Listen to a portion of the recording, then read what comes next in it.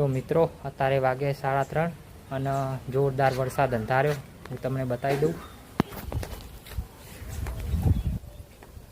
તમે ખાલી જુઓ 3:30 અને દિવસ કેવો થઈ ગયો.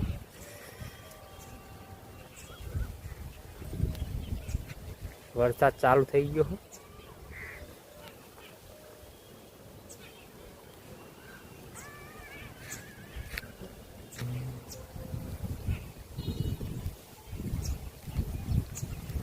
તો જલ્દીથી ઘરમાં જતા રહીએ. સોટા ચાલુ થઈ ગયા.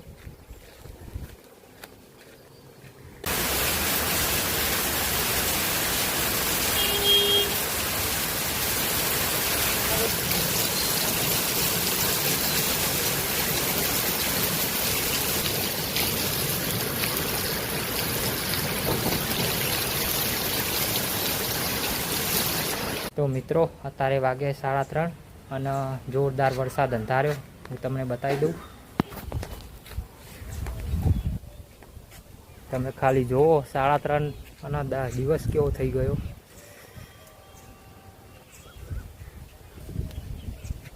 વરસાદ ચાલુ થઈ ગયો.